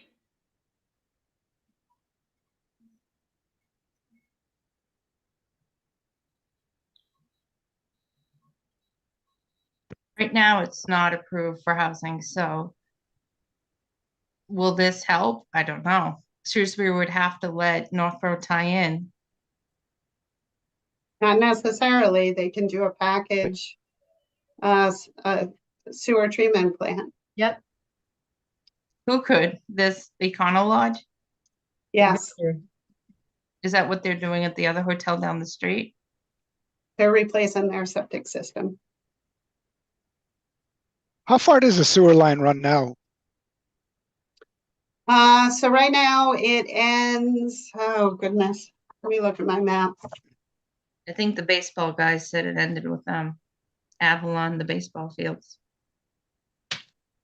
Is Avalon only? What is it, Lawrence Street? Mm, It ends, Could be. it ends over by Lawrence Street. I'd have to go into the GIS. But it doesn't run up Lawrence Street, right? Because that's what we're asking people to do. No, it doesn't run up Lawrence Street. It's just at the start there. But it does go to Avalon, and it goes to the baseball fields. It ends right at the start of the driveway for 333 Southwest Cutoff. But Avalon's on it. Correct. They had to build that substation, that pump station over there.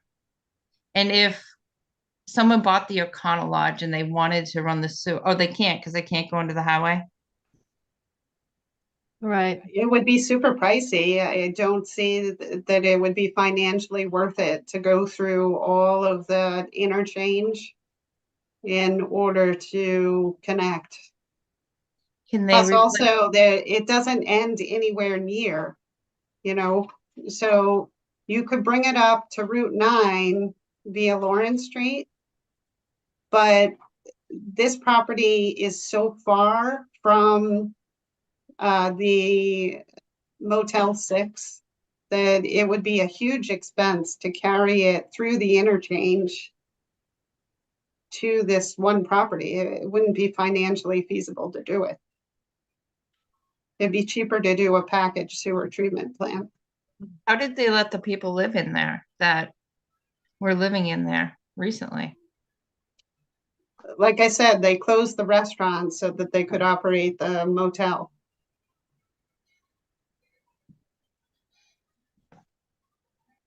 a question I had from the very beginning too was, do people want until Monday to review all the paper we have? Like, we're now up to 66 acres and 900 units. Like, I know in my opinion, I want to be able to review the paperwork that we received 2 hours before this meeting, before I vote.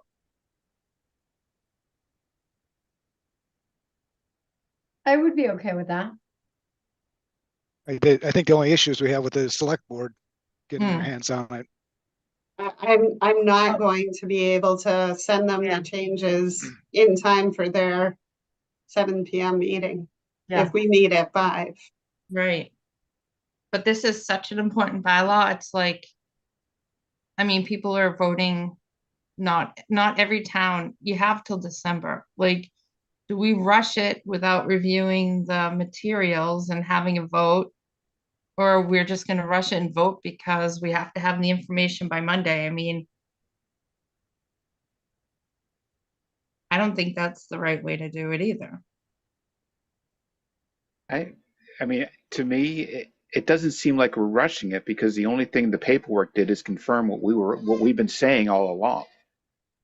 Well, now we have- Everything fits, right? Yeah, we can take out the 5 acres of Harvey, and which is what we were going to do initially anyways.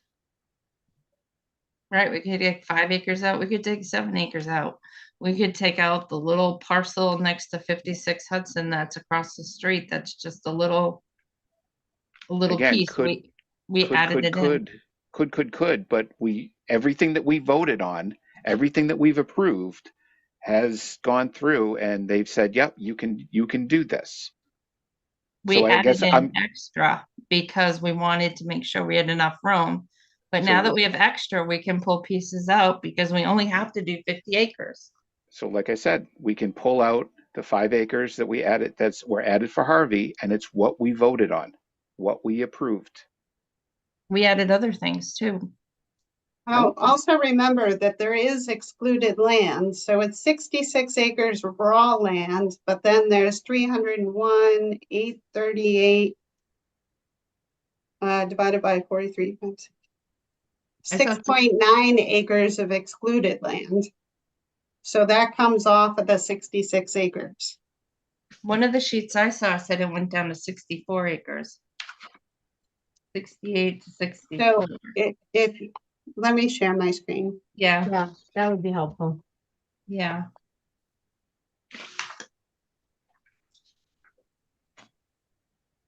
Okay. Yep, let me go back to the summary. Okay, so here is district acreage, 66.4 acres. Parcel acreage is 66 acres. So then total excluded land is 301,838 acres, which equals 6.92 acres. So that comes out. 59 something. I wonder why they don't have that number up there. Like if you go up a little, district acreage and then district density denominator, what does that mean? Let's see what this note says. District acreage measures the gross acreage of each district. This is used to test compliance. So that's the density of the district, not the density of the parcels. Mm-hmm.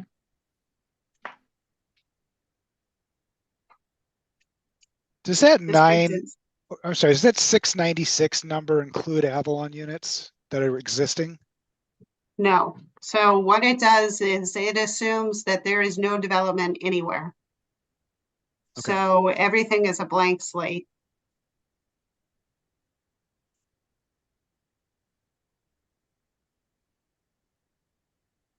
So it kind of technically does because you wouldn't be able to build where those existing units are anyways. Right. So this 991 units isn't a realistic number. It's just a mathematical equation. Yeah. Because there's I mean, ultimately, you're probably going to get maybe 100 units out of this, especially without the adaptive reuse. There's going to be very, very little development. You might have a few units in the town hall. You might have a few units on Harvey. That property across from the river is largely undevelopable because of the Rivers Protection Act buffer. You might be able to fit some units in 56 Hudson, and then, you know, the O'Connell Lodge, and that's pretty much it. Yeah, and you're still making assumptions that 63 Main Street is not going to be the town hall later, right? I mean, there are two proposals. One is to do brand new construction there in that town hall feasibility. So, you know, you're still assuming that every one of these parcels is going to want to sell their land right away to get development done, and that's, you know, nobody wants to sell their house and get out. Who's assuming that? I mean, the only one that I'm hoping is Econo Lodge, and that's because it's such an eyesore anyways. Mm. But, you know, other than that, we're making an assumption here that, you know, they're gonna want to sell. We have no proof of that. All we're doing is a zoning exercise. So Bill, do you think that with Econo Lodge, they would just, I mean, you think they would renovate that instead of tear it down? I think if they could get more units in there, then, because if they tear it down, they're stuck to 30 units, right? They're going to make a small little apartment complex there, right? And they're stuck with 30 units. It makes more economic sense if they can put 60 units in there at one bedroom and get a lot more in rent. So with the adaptive reuse in there, it makes economic sense that they'll want to keep that. If that isn't there, there's no incentive. They're going to have to go in and demo the building, and, you know, Yeah, everyone I knows mean, that it's a lot of money to demo a building. yeah, I mean, I think some of this is a stretch on our part because none of us are builders. Hmm. We don't know what the materials are in that building. We don't really know what the condition is of it, whether any of it's salvageable. So I think there's a lot of guesswork going on whether it's going to be adaptive reusable or not. And so you know, what the economics are is up to anybody at this point. I think to your point, Bill, 1, 2, and 3 units, they definitely have certain, you know, measurements per square foot. But I wouldn't want to, you know, weigh in on the condition of that building, whether it's reusable or not. Well, but we also know the construction costs have gone up, right? Construction materials have gone up 20% in the last 2 years. Oh, I know. That's a given, right? So if you can save that construction cost by reusing what's already there, again, that makes economic sense than tearing It down and depends. rebuilding with new, you know. Depends. Yeah. I've seen things go both ways on that. You know, that sometimes it's not worth reusing the stuff because you've got to carefully tear it down. You've got to carefully store it. You've got to kind of put it back in the same place. You really have to, it's a lot of work to reuse. Hmm. But anyway, You could I'm not a just strip, builder. you could just strip it down to the shell and then build new. So think the it only depends. thing that you're maintaining is the shell of the building. The roof, the shell, Right. I wouldn't care to guess And the plumbing. that. If there's asbestos in that, I wouldn't know. Yeah. I wouldn't care to guess. Yeah. There's codes that were in 1962 were significantly different than now. That's what concerns me in a way too, though. Like, say that Harvey building on the Harvey parcel, they might not want the metal buildings, but someone might come down in the future and say, well, I'm guessing, I don't know how big the building is. They have a 200,000 or 100,000 square foot building, so that's what they're going to be allowed to do. You know, they're adaptively reusing it. They're going to add siding on the outside. I just don't see any other towns adding adaptive reuse into their MBTA. I just want to keep it simple, get it passed, I'm hesitant to go on necessarily what other towns do or don't do. I just have to, if this is right for us, then we go forward. But I think we're stuck here because we don't necessarily agree on how we see going forward on this. And I think we need to come to some sort of decision.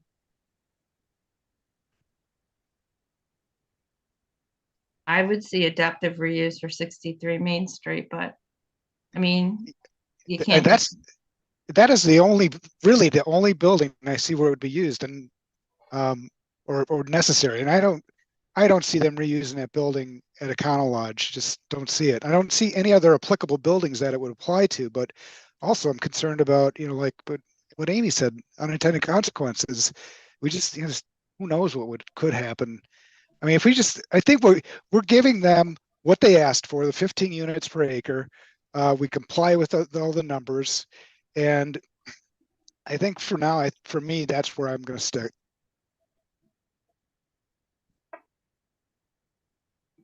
I would love to see the Econo Lodge be torn down and something else put up there, adaptive or not. Yeah. All right, so 3 people are saying take out the adaptive reuse. And I'm all for going forward with the adaptive reuse bylaw in the future. Sure. Hey, you can take care of that one. I think I've had enough. Right? Well, I got highway business done. It's just so hard to get anything. Yeah, I'm just gonna stop.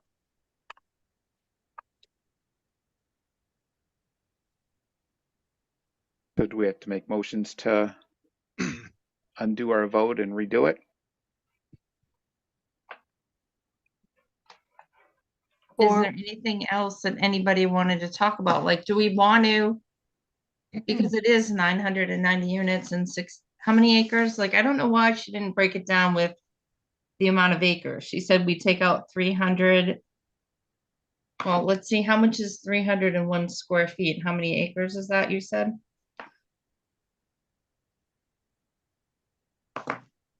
Like I said, I wouldn't go any further than the 5 acres of Harvey. So just go with the 5 acres that you originally proposed.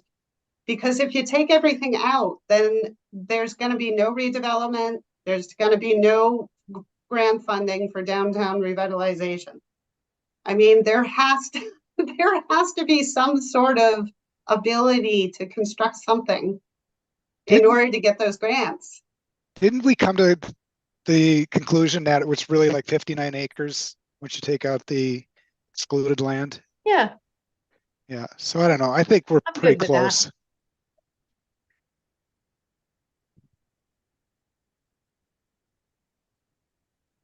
Okay, I have one last thing to bring up that I noticed. I just have to look at it. And I did mention it to Lori, but I didn't know if it hurt to add it. Some of the other ones said they had conditions and it was approved by the state. So I don't know. Can I share it, Lori? Yeah.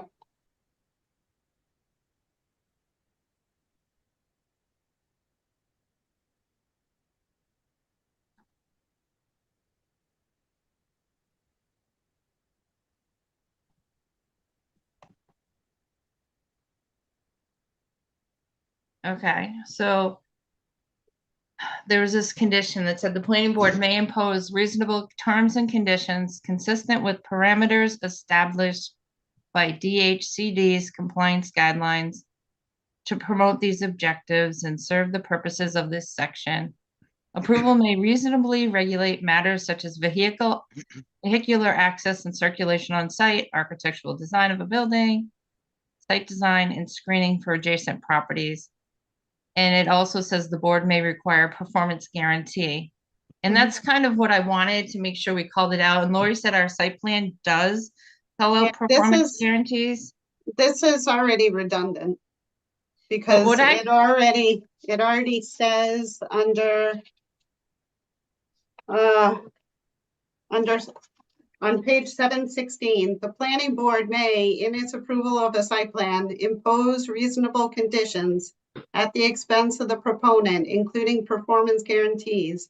To promote these objectives, the planning board's conditions shall become binding zoning requirements of the project. Non-compliance with the site plan or the conditions placed on said plan shall be cause for action by the zoning enforcement officer. So when you look above, it talks about the decision criteria.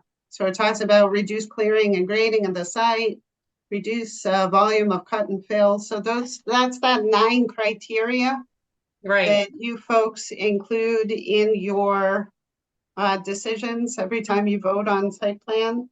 So this language would be, some of the communities are not referring to the regular site plan review requirements. They are doing their own site plan review process that is unique to this bylaw, because there are some communities that have site plan review as a special permit process. So in our case, we don't need this. I It's just hard kind to of say. wanted to call it a performance guarantee because we never do them. And if someone's doing a new project, and I don't want someone to come back and say, well, it's MBTA bylaw or it overrides zoning. You Yeah, know, but we're already saying that it's subject to site plan review. okay, as long as it doesn't So get all missed. of the requirements of site plan review, they have to adhere to. I just know even when we do site plan review, we never call for performance guarantees. And if someone was doing a big housing project, I'd want a performance guarantee. So I didn't think it hurt to call for it again in here because it's not, it's just kind of a reminder.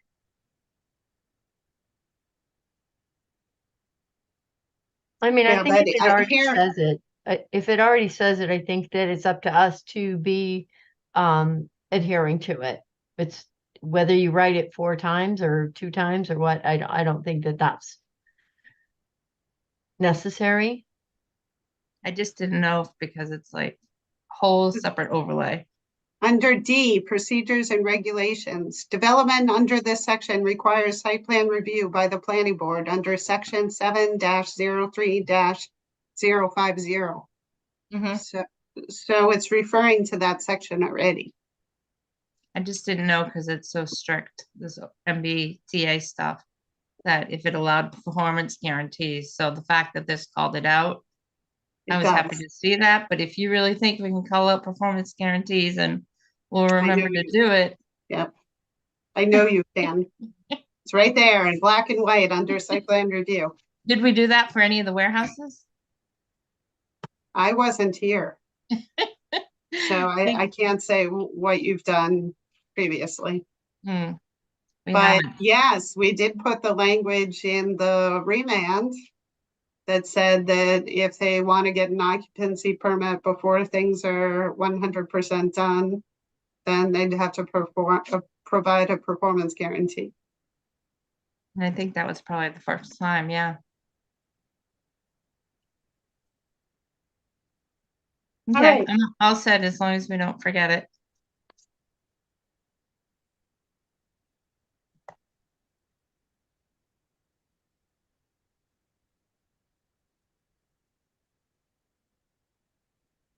Do you guys want to vote now or do we want to? Is everybody ready? Yep. For sure.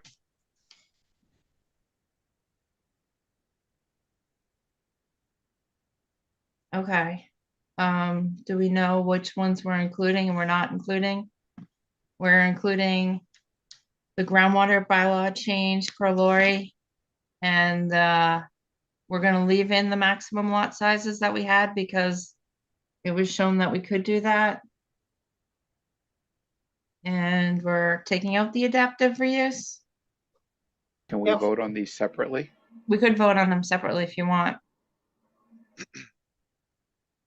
So if somebody wants to make a motion to vote on each one, or do you want me to try to make the motions? I can if you want. So Did you I, If you do. reconsider the other vote? okay, I make a motion, we reconsider the vote that we took at the last planning board meeting and we go through the MBTA bylaw again and revote on each section. Second, All in favor? Anthony Zaitin, Aye. Bill Pierce, Aye. Millie Milton, I, and I'm an aye. So the first one is the groundwater section. Do I have a motion that we update the MBTA bylaw to include the new groundwater wording that Lori added into the bylaw? So moved. so moved. Second. Anthony Zaitin, Aye. Bill Pierce, Aye. Millie Milton. I, And so for the do you guys want me to vote on the, what was it called, the minimum lot size? It already was in there. So this was a change, right, Lori, to take it out that you added that we didn't vote on? It was the maximum lot coverage. Max lot coverage, but so if we don't vote on it, it stays the way it was before. mhm. Yeah, that's true. Yep. Okay. Does anybody want to re-vote on this one? Or do you want to leave it the way it was? Or I could take a vote to see if we want to. Leave Is it. there anyone who wants to change I this think we one? just leave it. Yeah, I agree with leaving it. Okay. All right, and then do I have a motion to remove the adaptive reuse section of the MBTA bylaw as written? So So moved. Second. All right, Anthony Zaitin Aye. and Bill Pierce No. and Millie Milton. I, Okay, and I'll be an aye. And then do, I have a motion to approve well, no, we have to decide on first I'll approve the bylaw and then we'll go through and do we have to have a second motion to approve the parcels? Because those are two different bylaws, the map and the bylaw. Okay, is that right, Lori? They're two different motions? Yeah, but I don't think we're changing anything, right? So to the map, you just wanna stick with the way it was supposed to be, 5 acres of Harvey. So that's the way it was Oh, okay. last The maps- meeting. So I we're thought not the changing. maps, like in the newspaper and at the select board meeting, the map showed the whole piece of Harvey. I think, yeah, maybe I did that as just as a safety mechanism so that we could talk about it at town meeting. Hmm. But the one, I think, well, it's a drawing, it's hard to see, that just showed half of the Harvey. So we're redoing that zoning map anyway with GIS to make it pretty for town meeting. So it's clear to me it's 5 acres of Harvey. That's what we've been talking about all along. I believe that's what you voted on at the last meeting. Okay. I If don't you want to remember. clarify that, certainly go ahead. I didn't remember if we voted on any of the MBTA stuff. Yeah, I can't because remember. I thought we were waiting for Judy Barrett. So I I can't think, remember. yeah, I don't remember either, but what I thought I remember is that we voted on everything but the MBTA because we were waiting for Judy's analysis.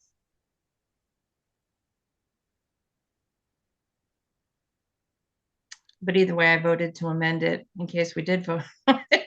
So now we'll vote again for the MBTA bylaw, including the changes that we just made. So do I have a motion that we approve the MBTA bylaw to add to the town meeting warrant to send to the select board as amended? so moved. So moved. Aye. I mean, second. Anthony Zaitin, Aye. Bill Pierce, Aye. Millie Milton, I, and I'll be an aye. Amy Britsky is an aye. And if you don't think we have to vote on the lot, if we have If you want to, just to be safe, then certainly go do that. Might as well. Okay. Let me see if I have all the parcels listed, but my sheet's in the other room. So I want to make a motion to approve the map for the MBTA bylaw.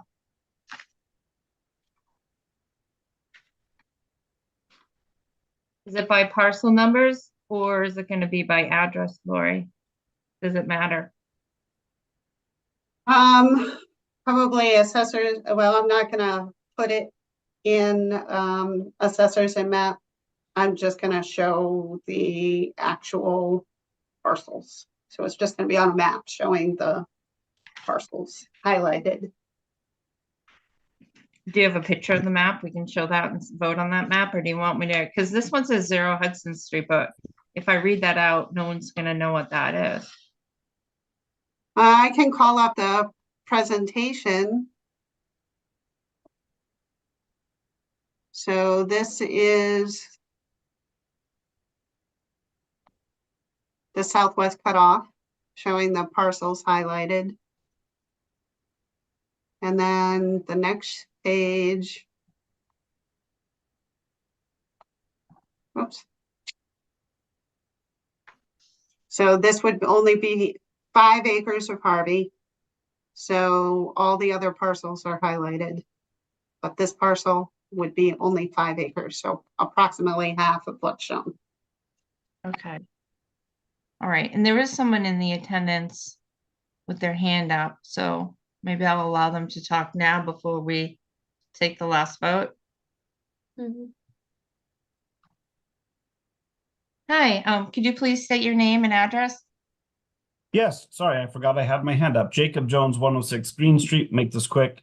Appreciate all the work of the board, and Lori. It seems like a lot of complicated efforts have gone into this. I will be supporting whatever you end up with at town meeting. My one comment is a more general one. I've heard in this meeting and in a few other meetings that I've watched, not only this board, but others, comments with respect to providing housing for families with children. And I just wanted to put in my 2 cents that I strongly oppose any kind of public policy that would make it more difficult for a family with children to find housing. And that's all I have to say. Thanks. Okay, thank you very much.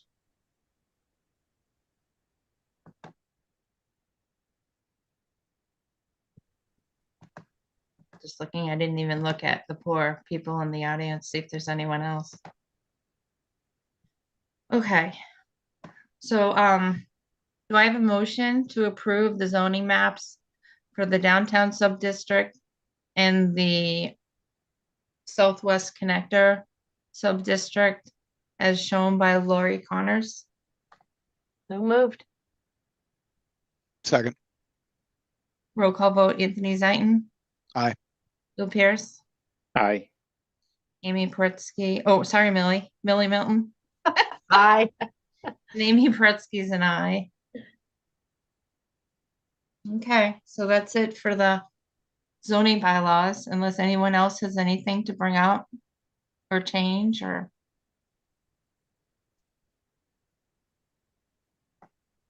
So Lori, are we closing the public hearing on this at this point? Sure, you already took the vote. Right. The selectmen are signing the warrants on Monday, so Sometimes, it would be great if you close the public hearing. sometimes in the past, I've been on it where they leave it open until the night of town meeting, but I don't know why. You know, do they do an amendment on the floor? I just hate to close it without Carrie here in case she has something to add or say, or since we don't really have to close the public hearing. That's fine. I remember there were some meetings I was at where we actually met at the high school before town meeting and the public hearing was still open. So we probably had to meet to close it before, I don't even remember why. But I'm thinking of just leaving it open, just in case Carrie has something to say. I'm fine with that. Okay. Okay. Yep. All right, Want to continue it then? sure. So we'll continue, do we have to vote on continuing it to the April 2nd meeting? Yes. All right, Yeah, do I we have a Continue vote? it to April 2nd or to the next meeting, March 25th, and then have to continue it again. Yeah, we might as well March 25th, just in case. But there is time and somebody says some, in case Carrie has a change. March 25th at 5? Sure. I make a motion, do I hear a motion that we continue the public hearing until March 25th, 5 o'clock? So moved. So moved. Second, Roll call vote, Anthony Zaitin, aye. Bill Pierce, Aye. and Millie Milton. Aye. I still see Jacob Jones. I almost called on him. No, just kidding. My vote too. I can hide. Well, I'll just. Lori, I don't know how he ended up on the screen. I just asked him to unmute it when he talked. Do I have to hide to non-video participants?